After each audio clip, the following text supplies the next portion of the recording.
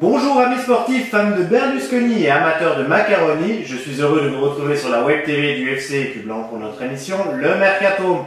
Aujourd'hui, j'ai le plaisir de vous présenter la 7e recrue écublanaise. C'est un fashion victime de mode et de coiffure. Il adule le Grand Milan AC. Et c'est un junior, en guillemets, formé au club, au FC Écu-Blanc, voire même plus. Salut Carmelo. Bonjour. Et bon retour à la Casa des Yellow Boys. Comment tu vas? Ça va, merci. On va rentrer directement, même immédiatement dans le vif du sujet.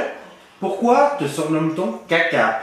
On aurait pu trouver mieux comme appellation. Chichi, popo ou pipi. Alors c'est clair, on aurait pu trouver d'autres choses, mais Carmelo, Caca, relation avec le Milan AC, voilà, c'est tout simple. Rien de plus. Rien de plus, pas des histoires de toilettes. Non. Aucunement. Non. C'est pas le CACA, c'est plutôt KAK. Merci beaucoup pour cette précision en tout cas. Afin que les internautes puissent t'admirer de plus près, voici quelques questions d'ordre personnel. Donc, qui es-tu, Carmelo? Ta profession, ton âge, célibataire? Farinato Carmelo, 23 ans, employé à l'État, polygame. Non, je rigole, célibataire. Alors, on va rebondir là-dessus, aimes-tu les femmes? J'adore les femmes, ouais, justement, un peu trop peut-être. Toutes les femmes. Si tu aimes les femmes à ce point, pourquoi ne t'habitues pas comme elles? Non, il y a aimer les femmes et être se travestir, c'est deux choses différentes. Pourtant, on a des Brésiliens dans l'équipe qui pourraient te montrer la bonne voie à suivre. Ah, je les laisse entre eux.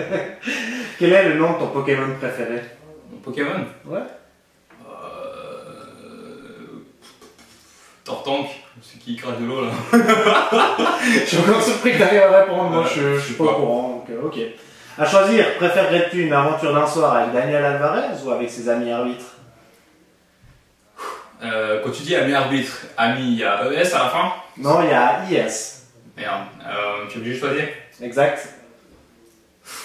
Allez, avec Dani, je m'en fous. Pourquoi? Ça peut être sympa, ouais, ça peut être surprenant. À quoi ressemble ta tête lorsque tu fais une grimace? Peut-on acheter de l'argent? Si on peut acheter de l'argent? Oui. Ouais. Pourquoi? On peut acheter toutes sortes de monnaies. L'euro, les dollars, enfin ce que vous voulez. Quoi. Mais à condition d'y mettre le prix, tu penses pas? Ouais, bah faut avoir de l'argent, ouais.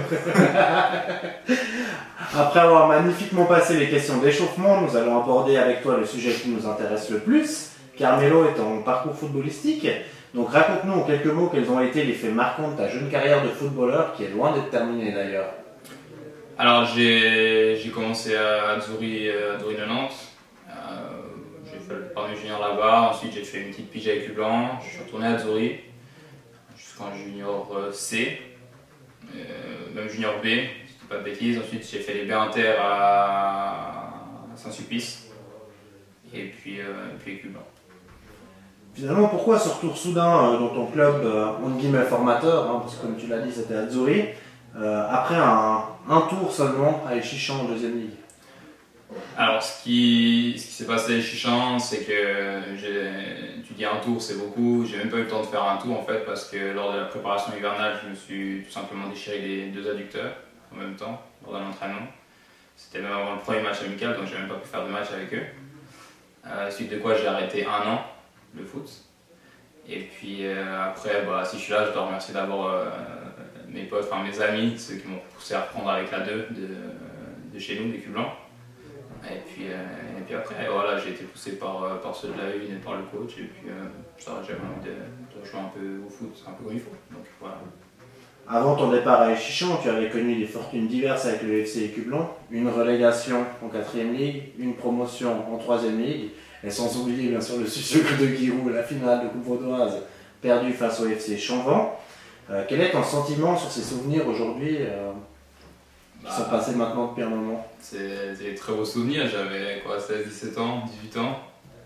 Donc voilà, relégation, promotion, finale de coupe, c'est que des bons souvenirs. On a bien rigolé toutes ces années, donc voilà, rien de plus, que des bons souvenirs. Mais tu es resté fidèle à ce club malgré une relégation en 4e ligue? Oui, parce que c'est le club avec lequel j'ai commencé en actif, et puis je m'entendais bien avec le coach, avec les joueurs. Donc voilà, on est descendus tous ensemble, on est remontés tous ensemble, donc voilà. Carmelo, tu es aussi quelqu'un je dirais, caractériel. Est-ce que tu confirmes? Ça fait. Pour la petite anecdote, 3 rouges dans la même saison en 2011-2012. C'est vrai que c'était pas forcément une année très très heureuse pour moi. Voilà, le seul moyen que j'avais de me défouler c'était le foot. Tu l'as dit toi-même, 3 rouges dans la même saison. J'ai changé depuis d'ailleurs cette année, je crois que j'ai même pas un jaune. C'est vrai. Donc, mais bon, ça représente pas beaucoup. 3 rouges, 9 jaunes en 57 matchs, c'est déjà pas mal. Ça va. En 5 ans, c'est va. correct, effectivement. Merci. J'aimerais revenir avec toi quand même sur un grand moment de la Web TV, ton fameux coup de gueule en août 2011 après la rencontre opposant le FC Montreux 2 au FC Écublanc. Ta phrase est restée culte à mes oreilles en tout cas. Celui qui dit qu'on a mal joué, c'est un con. Est-ce toujours le cas? Oui, pour moi on avait fait un bon match à Montreux, je suis désolé.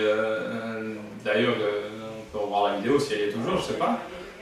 Mais oui, celui qui dit qu'on a mal joué ce jour-là, c'est un con, je maintiens. Je maintiens.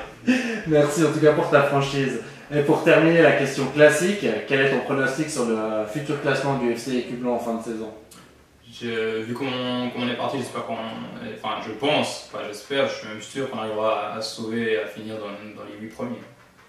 Merci beaucoup. Maintenant, avant de clore notre émission, Carmelo, nous allons te demander une prouesse. Je te laisse l'antenne et même le micro pour nous dédicacer ta chanson préférée. Bon, vu que dans quelques semaines je pars à l'armée, on va se faire un petit hymne national suisse, enfin en tout cas un début d'hymne. Magnifique. Sur nos monts quand le soleil annonce un brillant réveil et prédit d'un plus beau jour le retour. Je vais m'arrêter là parce que déjà j'ai une voix de merde et c'est catastrophique. Donc, voilà. Mais tu connais quand même la suite. Plus ou moins, je la bégaye. Ouais. Les beautés de la patrie. Tu la connais mieux que moi, je te laisse pas place. Non, ça va aller. C'est vrai que j'ai jamais donné, mais je donnerai jamais parce que j'ai pas envie de vous faire fuir. Pardon. Donc voilà, nous arrivons tristement au bout de cette émission. Nous vous remercions d'ores et déjà de l'avoir suivi. Carmelo, nous te souhaitons plein de réussite pour la suite de ta carrière. Nous espérons que tes objectifs se réalisent et à nouveau, bienvenue dans ta maison. Merci. Donc, mesdames, messieurs, l'aventure continue.